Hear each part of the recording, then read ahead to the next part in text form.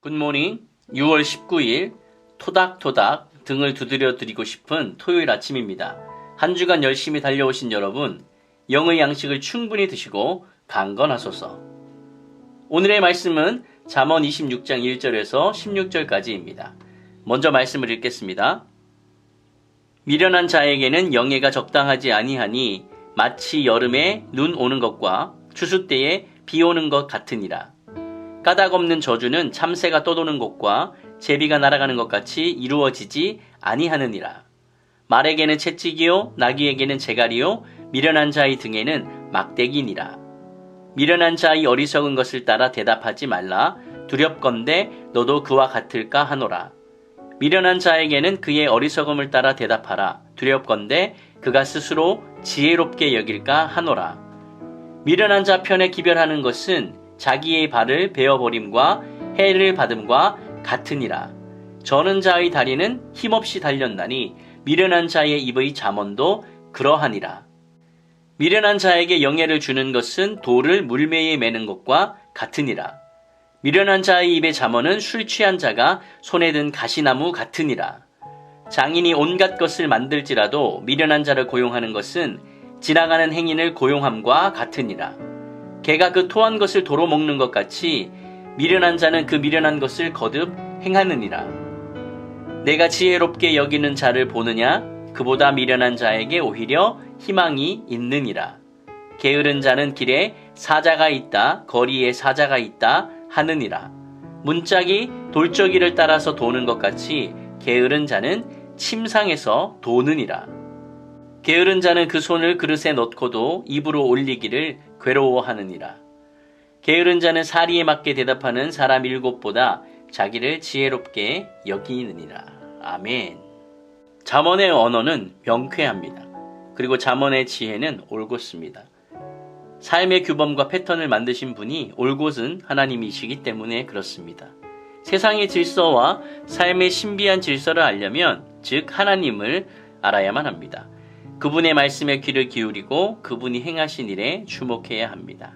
오늘 우리는 이 말씀을 통하여서 세 부류의 사람들을 좀 살펴보려고 합니다. 첫 번째는 미련한 자입니다. 미련한 자에 대한 성경의 평가는 가혹합니다. 1절입니다. 미련한 자에게는 영예가 적당하지 아니하니 마치 여름에 눈 오는 것과 추수 때에 비 오는 것 같으니라. 여름에 내리는 눈은 자연 질서를 거스른 것입니다. 추수 때 내리는 비는 수확한 곡식을 썩게 만듭니다. 자연 질서가 뒤집히는 일처럼 미련한 자에게 영광을 혹은 영예를 주는 것이 적절하지 않고 아름답지도 않다라는 말이죠. 과장된 측면이 있지만 그렇게라도 자녀들이 미련한 자의 삶을 살지 않도록 설득하고 있는 그런 내용입니다. 미련한 자라는 단어는 잠언과 전도서에서 압도적으로 많이 등장을 하는데요. 구약에서 총 75회가 등장을 하고 있는데 그 중에 7번을 제외하고 나면 모두 잠언과 전도서에서 발견이 됩니다. 3절 말씀입니다. 말에게는 채찍이요 나귀에게는 재갈이요 미련한 자의 등에는 막대기니라. 동물들처럼 막대기 같은 물리적인 도구를 사용하지 않으면 알지도 못하고 깨닫지도 못하는 미련한 자를 비웃는 말입니다. 미련한 자는 자신뿐만 아니라 자신이 속한 공동체도 위험에 빠뜨립니다. 여름에 눈이 오거나 추수 때에 비가 오는 것과 같으며 미련한 자에게 영광은 어울리지 않는 일이 될 것입니다. 그는 무고한 자에게 죄를 덮어 씌우거나 까닭 없는 저주를 내려서 고통을 줄 것입니다. 지도자는 지혜자의 몫이어야 합니다. 두 번째 살펴볼 사람은 교만한 사람입니다. 미련한 자는 보통 교만과 이어지게 됩니다. 미련한 자는 배움이 없습니다. 왜 그럴까요? 다른 이들에게서 배우려는 겸손이 없기 때문에 그렇습니다. 여기서 말하는 미련하다는 것이 단순히 지능이 모자란다는 것을 말하는 것이 아닙니다. 여러분도 잘 알고 있듯이 여기서 미련하다는 얘기는 그런 이야기가 아닌 것이죠. 12절을 보겠습니다. 내가 스스로 지혜롭게 여기는 자를 보느냐? 그보다 미련한 자에게 오히려 희망이 있느니라. 미련한 것보다 스스로 지혜롭게 여기는 것이 더 큰 문제입니다. 스스로 지혜롭다라고 착각하는 사람은 미련한 사람보다 훨씬 더 위험한 사람이 됩니다. 미련한 자보다 가망 없는 사람이 교만한 사람이고요.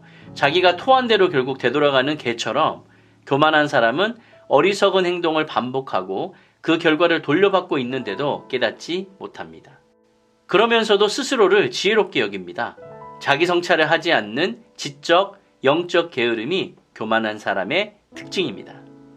세 번째로 살펴볼 부류의 사람은 게으른 자입니다. 13절부터 16절까지는 게으른 자에 대한 이야기 형식의 교훈입니다. 고대 지혜자들은 게으름과 어리석음을 동일시하게 여겼고 지혜롭지 못한 것으로 여겼습니다. 그래서 게으름을 굉장히 익살스럽고 풍자적으로 이 본문에서 묘사를 하고 있습니다. 게으른 사람은 길에 사자가 있다, 거리에 사자가 있다라고 말하며 밖에 나가는 것을 싫어합니다. 집에만 머물러 있고 싶어하는 게으른 자가 우스꽝스러운 핑계로 자신을 정당화합니다. 그런 게으른 자가 자기 침대 위에만 머물러 있으려고 합니다. 움직이기조차 싫어하고 있는 게으름의 극치를 묘사하여서 게으른 자의 일상을 비웃고 있습니다. 심지어 여기 나오는 게으른 자는 자기 손을 그릇에다 넣고 그것을 자기 입으로 가져가는 것도 피곤해합니다. 스스로 무언가를 먹는 행위를 해야 되는데 그것도 지금 싫다는 거예요. 아니, 이런 사람이 세상에 어디에 있습니까? 그런 사람이 착각을 합니다. 16절입니다. 게으른 자는 사리에 맞게 대답하는 사람 7보다 자기를 지혜롭게 여기느니라. 게으름의 극치를 넘어서서 이제는 무지의 극치를 달리고 있습니다. 완벽에 가까운 판단력을 지닌 사람의 조언보다 자기의 판단을 오히려 더 인정하고 숭배하는 어리석음을 보여주고 있습니다.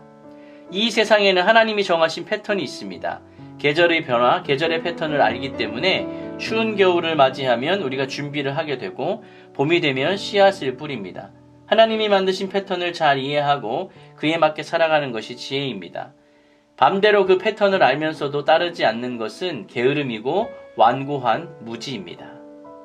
말씀을 정리하겠습니다. 하나님의 지혜, 하나님의 질서를 잘 알고 따르면 우리에게는 평온이 약속되어 있고 성공할 수 있지만 그 패턴을 모르거나 게을러서 미래를 준비하지 않으면 자기 자신은 물론이고 공동체에도 악영향을 끼치게 됩니다.